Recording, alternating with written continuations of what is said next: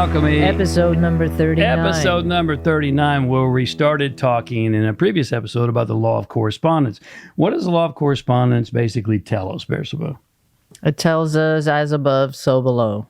And what does that mean in practical terms? It means if you look at one thing that's working, you can apply it to anything. Yeah, as within, so without. If you want to create something new, go to something that's working, extract the principles, and apply them to something new, and that something new should work. Yes. Right? Mm-hmm. So let's talk about how this law, and by the way, everything happens according to the law in this universe. There's no chance or luck, whether you're consciously aware of it or not. So let's talk about how this law of correspondence could be utilized to grow your finances in your business. Okay. And let's use as a point of reference building muscle and getting healthier and fit. Okay. Okay, which is something that we know something a little bit about. A little bit. A little bit, right? So how do you become stronger and build more muscle in the gym? There's basically 4 ways to do this. What's one way? One way is you could increase your weights every time. Constantly lift heavier weights. Yeah. All right. I don't recommend it. Why not? Because you get big. That was my learning. I had to back it down a notch. She thought she was too big. In I was the woman's getting mind. big. Yeah, she was huge. In a woman's body, I felt big. Okay, so constantly lifting heavier weights is a way to grow more muscle. How would you lift? What are some ways you lift heavier weights? Take that principle and apply it to business or apply it to finances. How would you lift heavier weights in business? Take more risks. That's Keep right. Taking risks. Other ways? New business ventures. New business Take ventures. on greater responsibility. Yes, take on greater responsibility. Now, what's the problem with lifting heavier weights in your physique as well as in you business? reach a limit at some point. That you tap out. You tap out. Nobody can continually lift heavier weights indefinitely. Yeah, I don't think even the power lifters, at some point you reach a ceiling. So what's another way that we can build a physique, build fitness, build a body, and extract principles from that? Let's forget lifting heavier weights continuously. Increase volume. Increase volume.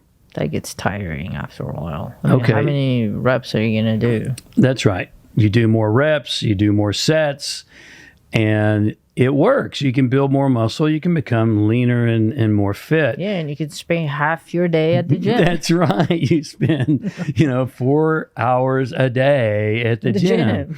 All right. So let's we're already talking about the downsides, but let's take that principle of increasing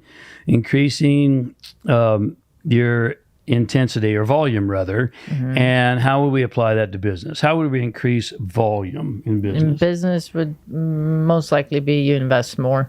Invest more time. Yes. Right? Too. Why is that so funny? I don't know. Invest more time. That's all we do. But again, it gets challenging because there's only so many hours a day, so many days a week. Yeah. Okay? So increased volume works, increasing intensity works. How's another way? What's another way we can build more muscle, become more fit? But there's 4 basic ways. We've covered 2. Move faster. Move faster. Yeah. And decrease rest time.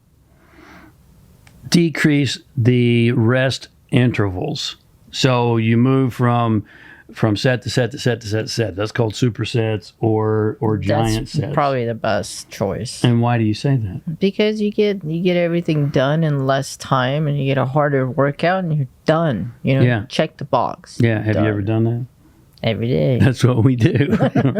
And you get good cardiovascular work, good heart work, and you get cardio work. You get it all. You get it all. So how can we take that principle of decreasing time and rest intervals and apply it to business? Well, I think this would be the... You're not demonstrating it right now. Oh, apologies. You would have to get a little bit more creative, I guess. No, you move faster. You move faster. You move faster. Do my best. I know you are. You move faster. I've got my pet. You decrease rest time. Yes. All right. Now, there's one other way to grow more muscles and to become more fit. Yes. Do you know what that one is? We've covered 3 of them. There's one more. There's one more? Yeah. No, I don't. What is it? Move To fast, shock or trick the muscles through variability. So you vary the exercises, you vary the approaches, you vary the things that you do. I did not know that. So you've kind of referenced this under some of the other headings, but how would you take that principle? We do this all the time. We do different movements all the time. That's I gotcha. variability. Yeah, okay. Right? Sometimes we do rows, sometimes we do pull-ups, sometimes we do pull-downs, All right. So now, how do you apply that to business and finances? Variability. Well, that would be the same as trying new approaches, new things. That's right. Yeah. That's right. Mix up what you're doing, new ideas. So here's the bottom line. The law of correspondence, hopefully this has been valuable for you. The law of correspondence applies to everything. Yes. And it can be applied to everything. So we encourage you to look at something that's working and create something new that's working by extracting the principles. Use the law of correspondence and become an alchemist in your life, your relationships, and your business. We want to thank you for a couple of moments of your day. Thank you for being here. Thanks for tuning in. We'll see you next week. time. We talk about how to use the law of correspondence to increase your spiritual connection. Ooh. Yeah. Fascinating. Lots of love. See you next week. God bless.